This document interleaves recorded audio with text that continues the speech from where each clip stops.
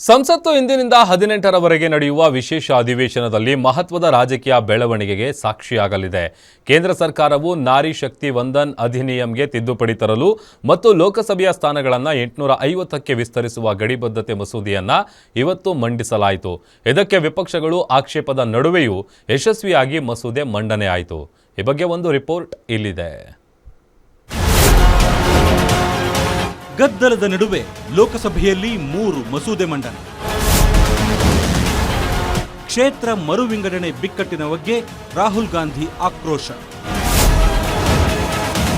ಮುಸ್ಲಿಮರಿಗೆ ಪ್ರತ್ಯೇಕ ಮೀಸಲಾತಿ ನೀಡಿ ಎಂದಿದ್ದಕ್ಕೆ ಶಾ ಗುಡುಗು.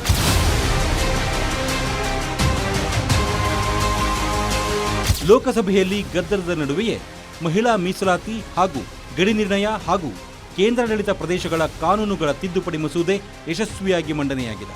ದೇಶದ ಜನಸಂಖ್ಯೆಗೆ ಅನುಗುಣವಾಗಿ ಲೋಕಸಭೆಯ ಬಲವನ್ನು ಪ್ರಸ್ತುತ ಇರುವ 543ರಿಂದ 850 ಸ್ಥಾನಗಳಿಗೆ ಹೆಚ್ಚಿಸುವ ಪ್ರಸ್ತಾವನೆ ಇದಾಗಿದೆ.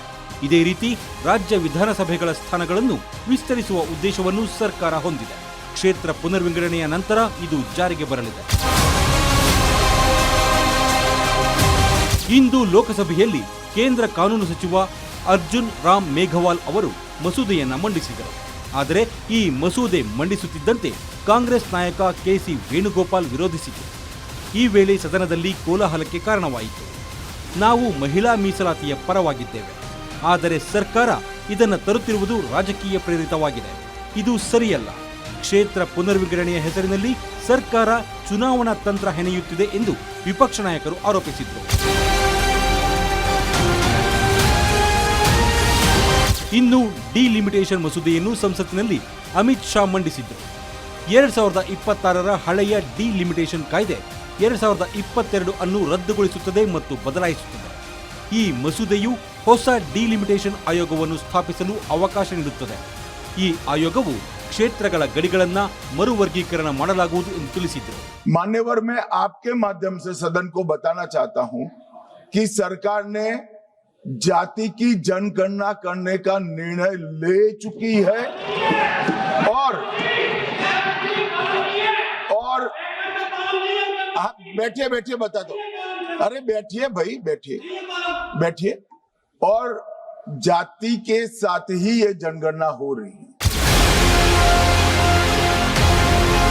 ಮುಸ್ಲಿಂ ಮಹಿಳೆಯರಿಗೆ ಪ್ರತ್ಯೇಕ ಮೀಸಲಾತಿ ನೀಡಬೇಕೆಂದು ಲೋಕಸಭೆಯಲ್ಲಿ ಅಖಿಲೇಶ್ ಯಾದವ್ ಧ್ವನಿ ಎತ್ತಿದರು. ಜೊತೆಗೆ ಜನಗಣತಿ ಪೂರ್ಣಗೊಳ್ಳುವವರೆಗೆ ಸರ್ಕಾರ ಏಕೆ ಕಾಯುವುದಿಲ್ಲ ಎಂದು ಪ್ರಶ್ನಿಸಿದರು. ಸಮಾಜವಾದಿ ಪಕ್ಷ ಜಾತಿ ಗಣತಿ ಮಾಡಬೇಕೆಂದು ಒತ್ತಾಯಿಸುತ್ತದೆ ಎಂದು ಹೇಳಿದರು.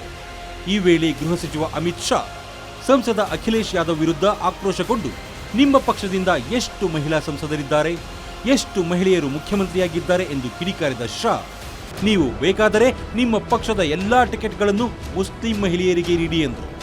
ಇದೇ ವೇಳೆ ಮಹಿಳಾ ಮೀಸಲಾತಿ ಸೇರಿ 3 ಮಸೂದೆಗಳ ಚರ್ಚೆಗೆ 18 ಗಂಟೆ ಸಮಯ ನಿಗದಿ ಮಾಡಿದೆ. ನಾಳೆ ಸಂಜೆ 4 ಗಂಟೆಗೆ ಮತದಾನ ನಡೆಯಲಿದೆ. ಇನ್ನು ಕ್ಷೇತ್ರ ಮರು ವಿಂಗಡಣೆ ಮಸೂದೆಯನ್ನ ವಿರೋಧಿಸಿ ತಮಿಳುನಾಡಿನ ಎಂಕೆ ಸ್ಟಾಲಿನ್ ನಾಮಕ್ಕಲ್ನಲ್ಲಿ ಕಪ್ಪು ಬಾವುಟ ಪ್ರದರ್ಶಿಸಿ ಮಸೂದೆಯ ಪ್ರತಿಯನ್ನು ಸುಟ್ಟು ಹಾಕಿ ಕೇಂದ್ರ ಸರ್ಕಾರದ ವಿರುದ್ಧ ಆಕ್ರೋಶವನ್ನು ಹೊರಹಾಕಿದ್ದರು. ದಕ್ಷಿಣ ಭಾರತದ ರಾಜಕೀಯ ಪ್ರಾತಿನಿಧ್ಯವನ್ನ ದುರ್ಬಲಗೊಳಿಸುವ ಕೇಂದ್ರ ಸರ್ಕಾರದ ಹುನ್ನಾರ ಸರಿಯಲ್ಲ ಅಂತ ಕಿಡಿಕಾರಿದರು.